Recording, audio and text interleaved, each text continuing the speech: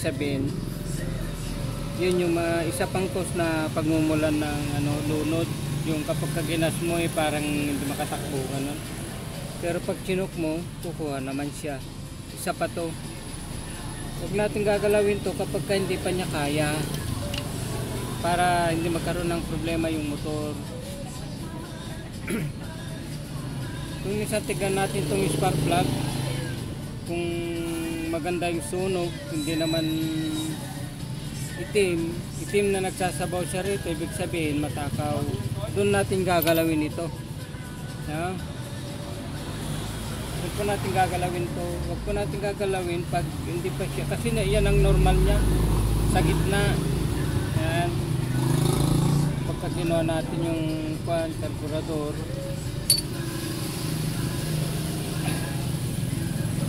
ngayon kung sakali na sa pag-adjust ninyo may problema, at kung kaya naman lang niya, pag in-adjust at kaya na niya, walang problema. Kasi siguro talagang matalim na yung karayong, yung natin. Pero pag hindi niya kaya, balik nyo sa dati kasi magdadabog yung makina. Ito yung isang cause na nakita ko kaya hindi siya aktibo sa paggas ni sir.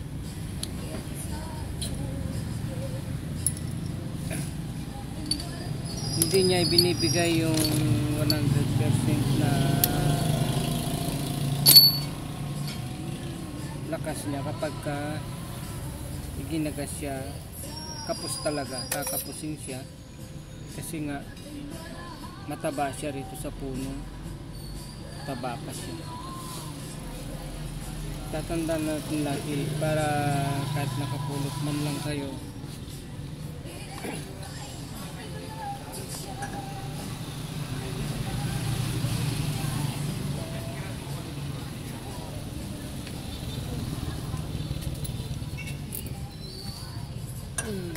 so ito, babalik na natin itong carburetor ni sir. Dito malalaman natin kung okay na yung andar niya o aktibo siya, kasi iba yung tipid na carburetor. Huwag po natin titipirin yung motor.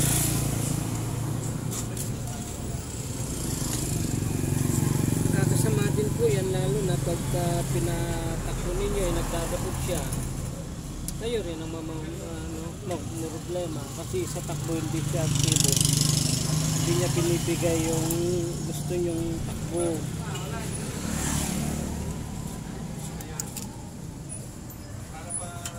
Ngayon kapag naghahanap naman tayo ng matipid o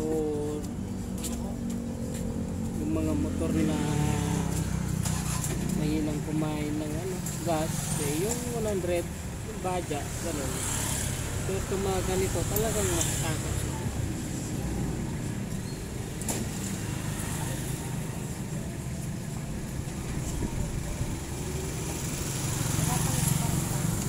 So tignan pa natin itong kuryente. Tignan natin itong kuryente ni sir kung may problema siya, kung wala.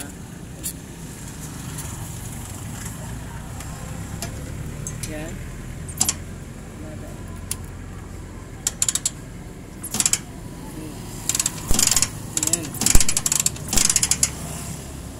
Kita nyo yung kuryente.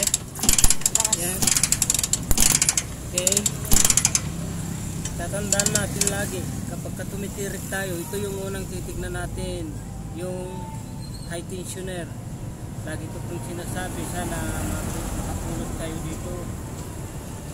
Itong tignan nyo muna kung may kuryente siya. Ngayon kung may kuryente siya, ilagay nyo yung bako. Yan.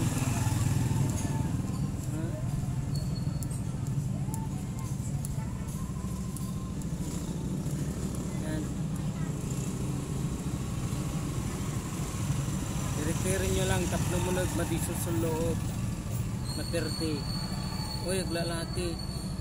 Kailangan kung ano yung nakita nyong lumabas na kuryente rito sa high tension wire, ganun din dito sa spark plug, na para nakita natin. Ayan.